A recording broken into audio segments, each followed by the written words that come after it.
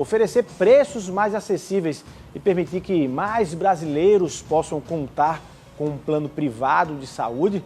Sobre estes e outros assuntos, vamos conversar hoje com o presidente da Unimed Brasil, o médico ginecologista Omar Abunjarra Júnior, que veio a Paraíba compartilhar de perto a esperança da Unimed aqui no estado, em meio século de sua existência aí. E também vamos estar conosco o médico Walter Ramalho, presidente da Unimed, João Pessoa. Fica ligado, frente a frente, está no ar.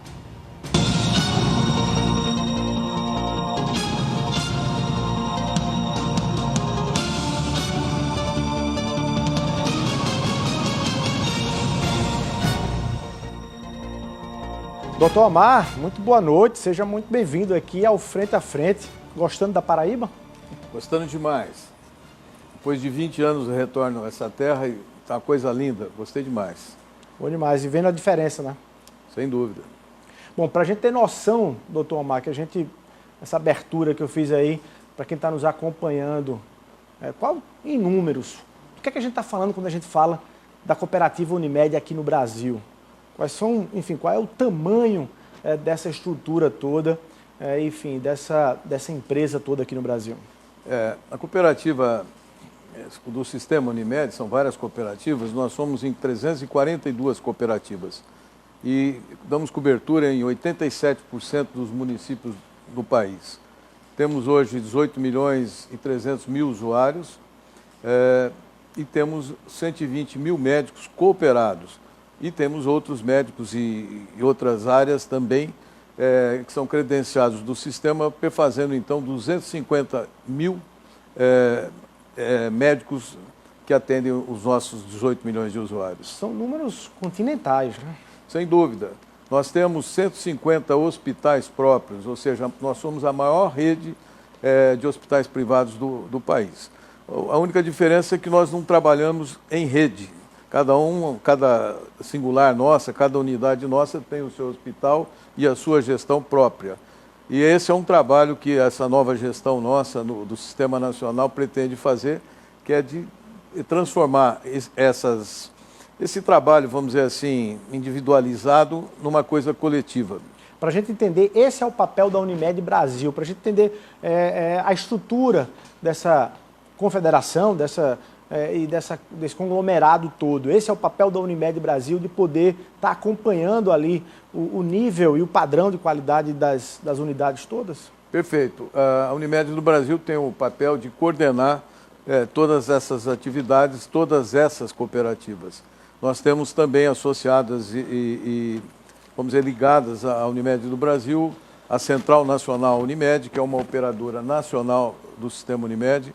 Temos também a seguradora Unimed, temos a Unimed Participações também.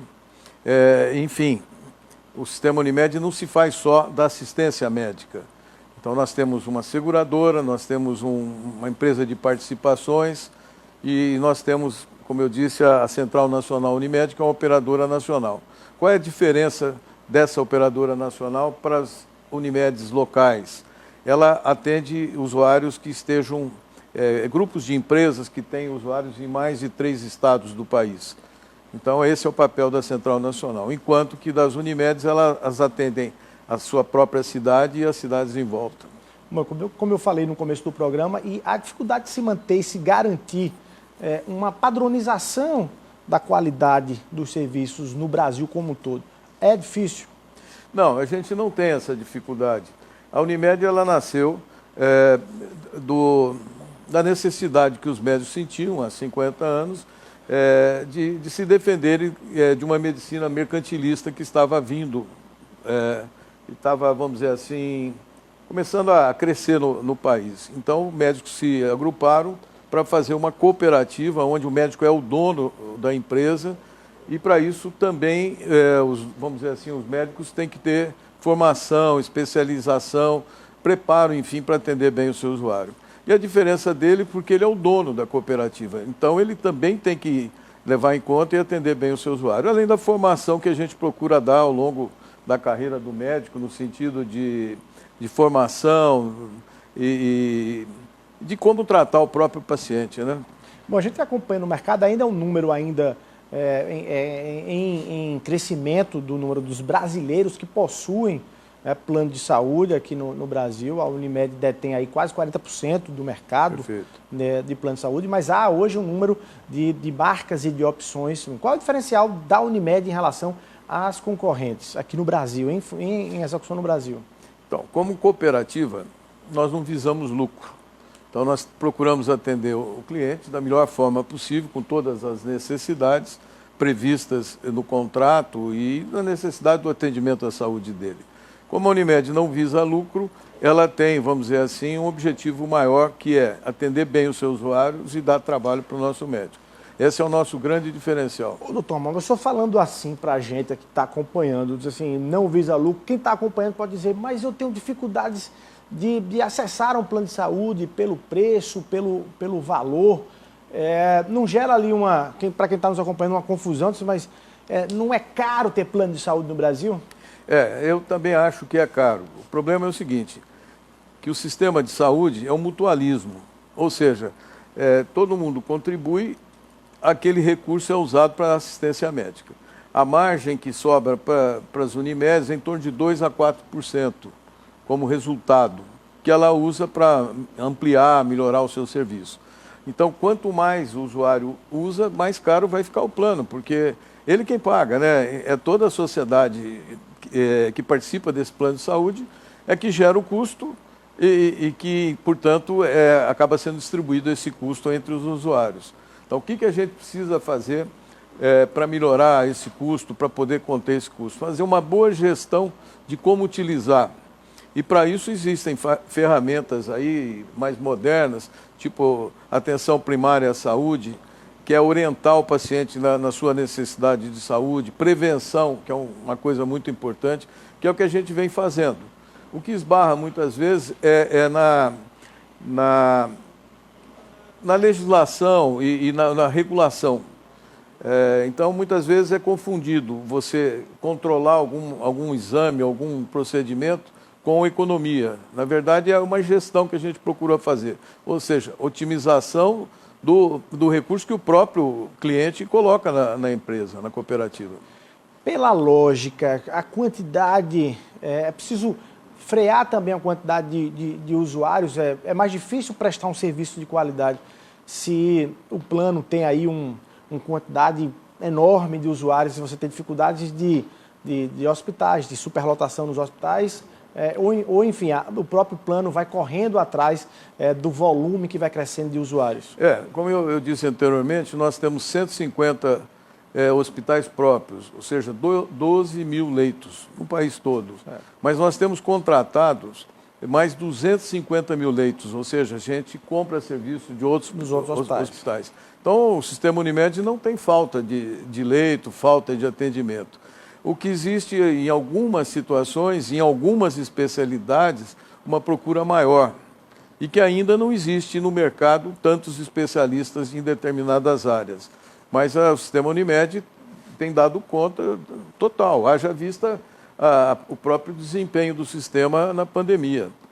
Nenhum usuário do sistema Unimed ficou sem atendimento, sem possibilidade de internação.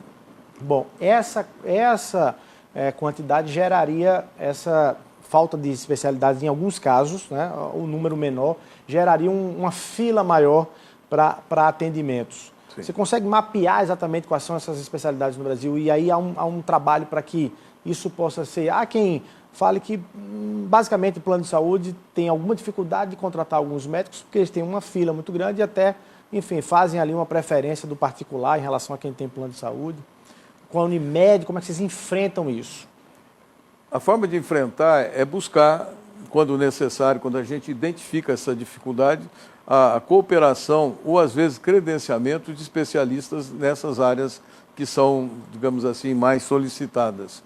Então, isso é muito relativo, porque cada Unimed, cada singular, tem uma falta de algum tipo de especialista e ela resolve o seu problema localmente. Então, não é uma coisa sistêmica.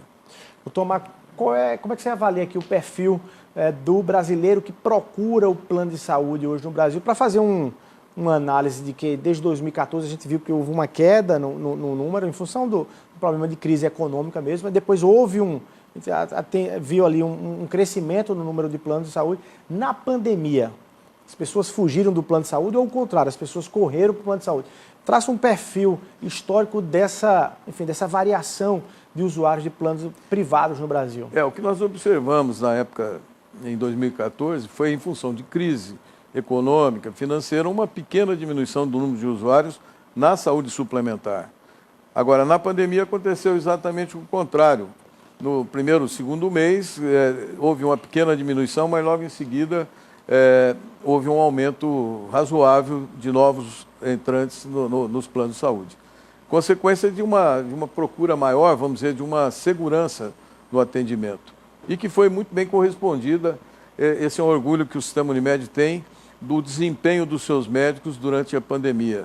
Nós observamos claramente a parceria com o serviço público, a parceria com a comunidade e, assim, a dedicação do nosso médico no atendimento. Na sua visão, em que nível a Unimed, no geral, no Brasil como um todo, contribuiu com o SUS no país durante a pandemia? Olha, foi total. O que a gente viu nas cidades, principalmente cidades do interior, onde o serviço público tinha menos recurso e a Unimed estava presente, ela ajudou muito, ela foi parceira, ela ofereceu leitos, ela trabalhou com o seu corpo médico, atendendo a população.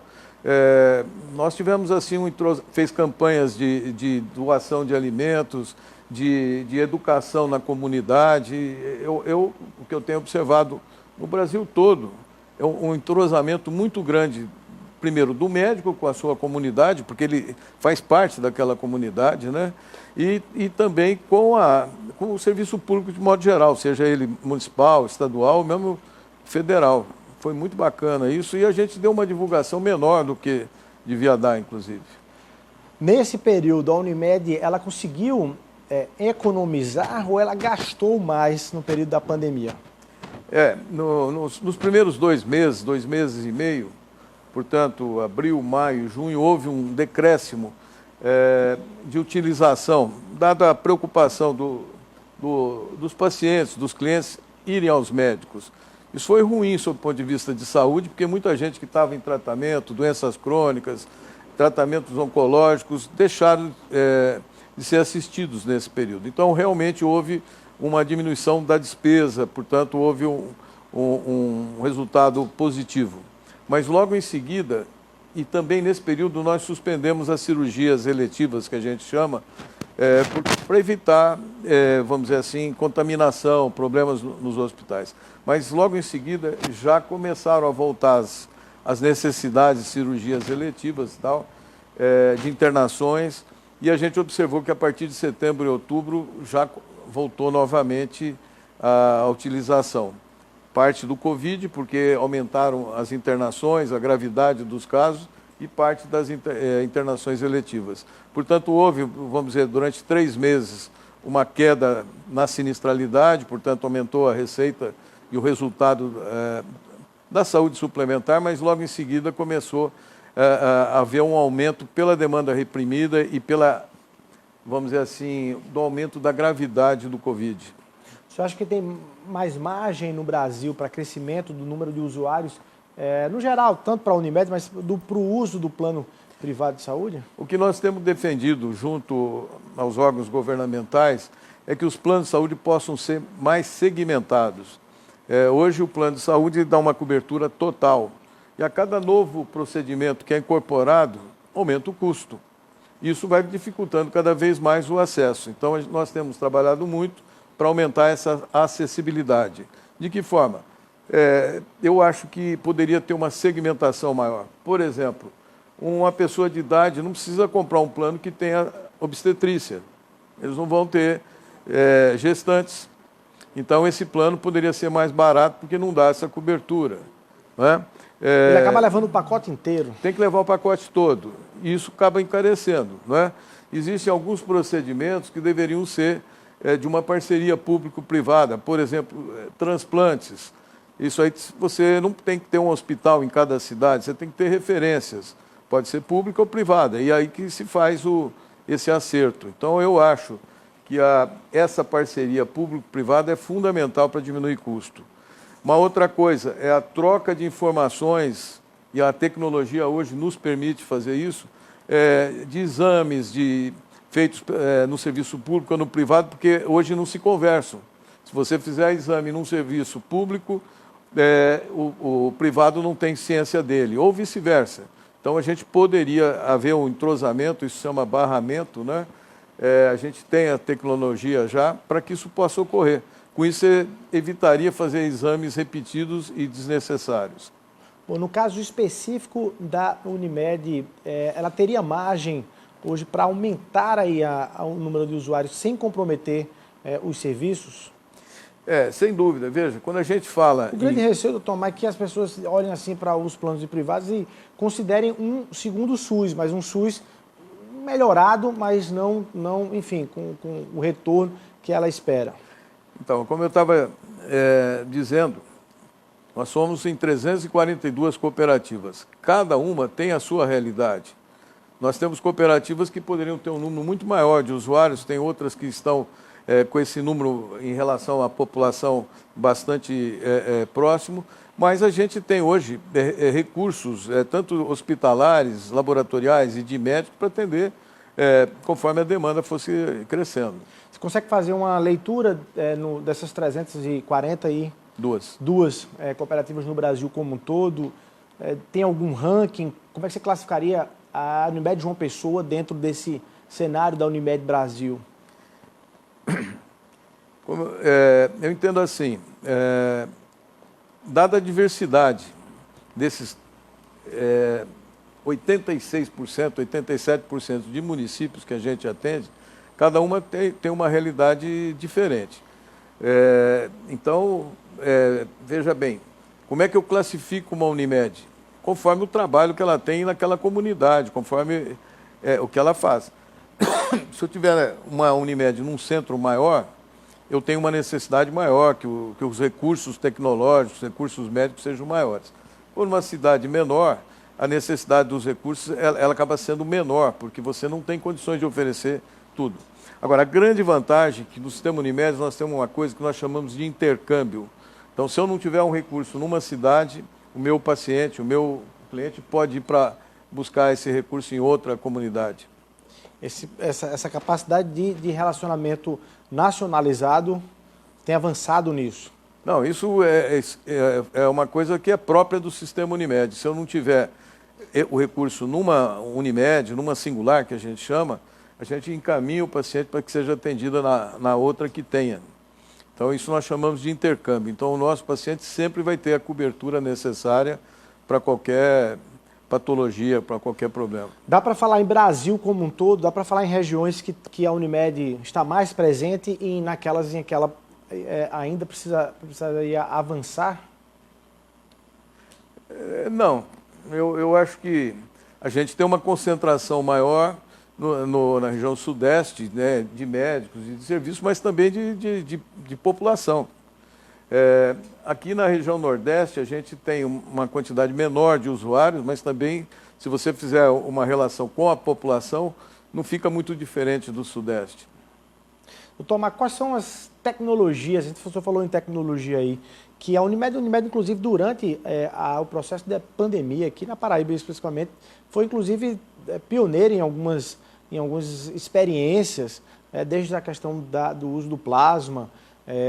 Aqui, a Unimed foi pioneira. Do ponto de vista de tecnologia e de inovação científica, o que você pode destacar em relação da Unimed? Bom, sob o ponto de vista de tecnologia, de informática, o que aconteceu? A gente vinha já há alguns anos se preparando para essa evolução toda. Tivemos missões de cooperados e dirigentes que fomos ao Vale do Silício para aprender as novidades. Tivemos algumas Unimedes que foram à China para aprender alguma coisa, isso muito antes da pandemia. Então, quando veio a pandemia, a gente estava preparado, sobre o ponto de vista tecnológico, no tocante à comunicação, total. Faltava ainda, vamos dizer assim, colocar em prática. E a pandemia nos fez colocar isso imediatamente em prática, e esse resultado foi muito bom. Então, de que forma, então, respondendo à parte assistencial? Os usuários não deveriam procurar a qualquer problema um pronto-socorro para evitar a contaminação. Então a gente montou a teleorientação, a teleconsulta, em todas as unidades nós fizemos isso. E com isso evitamos que os pacientes fossem ao serviço de urgência e se contaminassem. Tiveram uma orientação muito boa. Agora a gente está evoluindo também para a teleconsulta. A diferença da teleorientação é só você orientar como o usuário deve procurar o serviço, ou que medicação ele possa tomar. A teleconsulta já é uma coisa mais ampla e que deve ser regulamentada pelos órgãos responsáveis, né? Então, prontuário eletrônico, registrar o médico que está atendendo, registrar o paciente. Isso, então, foi o avanço da comunicação da tecnologia. Na área propriamente assistencial, foi o aumento de leitos de UTI, que nós aumentamos muito os leitos de UTI. Fizemos 12 hospitais de campanha também para ajudar no atendimento. Em algumas cidades se desenvolveu a tecnologia da ECMO. Só para perguntar, doutor Thomas, chegou a atender pessoas, brasileiros e brasileiras sem plano? Sim, em alguns lugares sim, onde aqueles municípios que tinham dificuldade no serviço público, a gente fez parceria e atendemos sim. O que o senhor achou como é que o senhor avalia a condução do governo federal e dos governos estaduais, o senhor como médico, como gestor de saúde, na pandemia, aqui no Brasil? Infelizmente, eu acho que ela foi caótica. A pandemia é uma coisa muito grave e que no mundo inteiro a gente viu que os governantes não tiveram as melhores condutas. Muito discutida, porque, na verdade, o que acontece? Era uma coisa absolutamente nova, assim, maciça, e que, então, tinha que se lutar com isso. No meu entender, o que precisava era de uma orientação mais segura, mais firme, à população, e homogênea. Faltou, sim, essa liderança, indiscutivelmente. Esse atendimento, aquela história, olha, não procure hospital no início, porque você não deve procurar, espere agravar. Hoje, se a gente fosse rever, devia ser o contrário. Mas a gente tem que lembrar que muita coisa faltou no começo. Faltaram testes para confirmar a doença, faltava conhecimento da doença em si, do comportamento dela. Então, e faltava principalmente a orientação homogênea e segura do Estado, né? E nesse caso, você acha que os hospitais privados, enfim, conseguiram desafogar um tanto quanto? Poderia ter sido pior, inclusive, se todo brasileiro tivesse que recorrer ao SUS naquele momento? Sim, mas eu quero destacar o grande papel do SUS, que realmente foi fundamental. Se superou, né? Sem dúvida. A saúde suplementar, como o próprio nome diz, o que ela faz é suplementar o trabalho do SUS. E o trabalho do SUS foi realmente muito bom. Nós estamos falando em nível de internação, em nível de cuidados médicos, perfeito. Nós não podemos confundir a orientação governamental com o trabalho feito pelos hospitais do SUS, pela estrutura do SUS, que foi muito boa. Se eu fosse lhe pedir aqui uma palavra ou uma avaliação do trabalho do ministro paraibano, Marcelo Queiroga, atualmente no Ministério da Saúde. Como é que o senhor definiria aqui, na Paraíba, como é que o senhor definiria o paraibano Marcelo Queiroga no Ministério da Saúde? Eu tive a felicidade, a oportunidade de conhecer o ministro, antes mesmo dele ter assumido o ministério. Ele é um excelente profissional, cardiologista de nome, e está se desdobrando ao máximo, enfrentando as dificuldades que todo cargo público e muito questionado nesse momento está passando. Está se desdobrando ao máximo, mas com muita dificuldade. O senhor, como presidente da Unimed Brasil, tem proporcionalmente, tem ali até uma noção do tamanho que é uma condução de saúde no Brasil. Eu acho que no mundo todo é complicado, né? Porque você lida com muitas variáveis, né? É a condição de vida do cidadão, condição de alimentação, de exposição a riscos. Cada segmento tem um comportamento. Então é uma área, a gestão de saúde é bastante complexa. O ideal é que a gente pudesse, vamos dizer, orientar o esporte, a alimentação, atividade física, enfim, uma série de coisas, mas que não depende só de orientação. Alguns gestores e médicos, né, gestores de saúde no setor público e alguns médicos preveem e têm até receio de que a pandemia tenha deixado muita gente de fora do atendimento médico, hospitalar, da prevenção propriamente dita.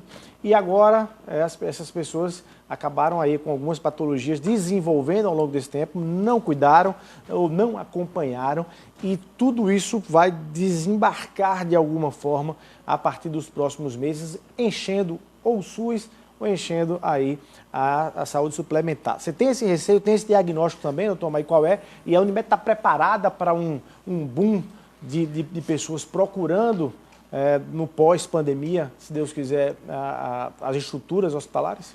Não tenho dúvida, isso é fato consumado, que realmente esse retardo no atendimento nós vamos encontrar as complicações, tanto nos pacientes oncológicos, que retardaram o atendimento ou mesmo o tratamento, como naquelas doenças crônicas que os pacientes com medo ou com preocupação de procurarem o serviço evitaram e atrasaram o seu tratamento.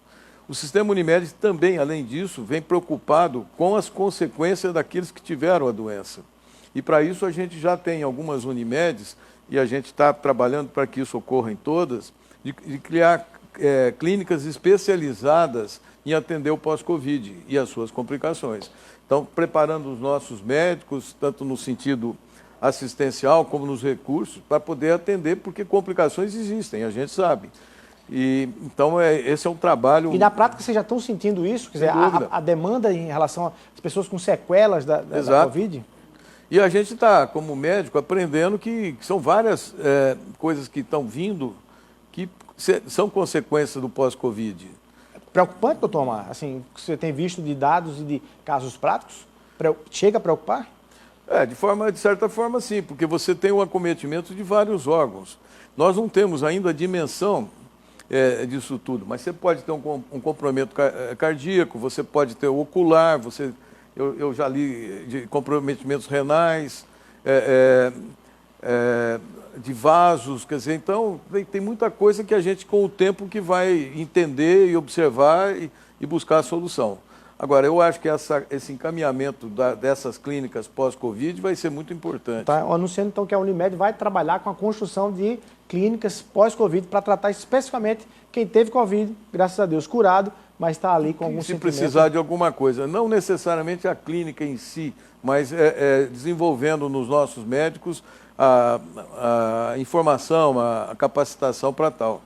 O senhor tem um dado que possa apontar, pelo menos aproximado, dos usuários da Unimed ao longo dessa pandemia toda, que tiveram Covid e foram tratados lá na Unimed e não chegaram a óbito? Sim. Os nossos dados da saúde suplementar, não necessariamente da Unimed, diferem em boa parte dos dados do serviço público. Ou seja, os hospitais privados tiveram um resultado um pouquinho melhor do que no serviço público. Em relação à taxa de mortalidade? De mortalidade, em função da demanda muito grande, né? Então, os hospitais aumentaram a sua capacidade ao máximo, mas eu, desde o início da pandemia, eu colocava que não é a sua capacidade estrutural, ou seja, física, ou de equipamentos. Se no começo a gente teve alguma dificuldade, respiradores, isso ao longo do tempo foi superado. Mas a grande dificuldade era de pessoal especializado, médicos, enfermeiros, fisioterapeutas, porque você não faz de um dia para o outro esse profissional. Então a gente teve muita dificuldade nesse sentido. E aí eu louvo todos eles, porque houve um desdobramento muito grande de todos para o atendimento, se dedicaram bastante, se expuseram bastante. Uma doação pessoal. Sem dúvida. E com isso nós tivemos um bom resultado. O que a gente observa é que tem sido divulgado dados que no Brasil teria sido muito pior, mas se você analisar, o Brasil não teve um comportamento muito pior que ao redor do mundo todo. Os nossos dados, se comparado de forma adequada, não são piores do que nos grandes países, vamos dizer. Eu vou querer lhe perguntar daqui a pouquinho sobre o que o senhor acha aí do tal passaporte da vacinação para ser aplicado no Brasil. A gente está falando muito sobre a questão do retorno e da expectativa do usuário para com a Unimed. Mas eu quero lhe perguntar sobre a expectativa do médico cooperado com a Unimed. Qual é o diferencial de ser hoje um médico, um profissional de saúde cooperado à Unimed? Eu vou dar um minutinho para o senhor responder essa pergunta, a gente vai rapidinho para o intervalo comercial e na volta, já que o assunto é sobre médico, a gente vai falar, quem vai estar conosco aqui também acompanhando, é o Dr. Walter Ramalho, ele que é o presidente da Unimed, João Pessoa, e participa dessa nossa conversa aqui, com o Dr. Omar, que é o presidente da Unimed Brasil. Rapidinho, daqui a pouquinho a gente está de volta.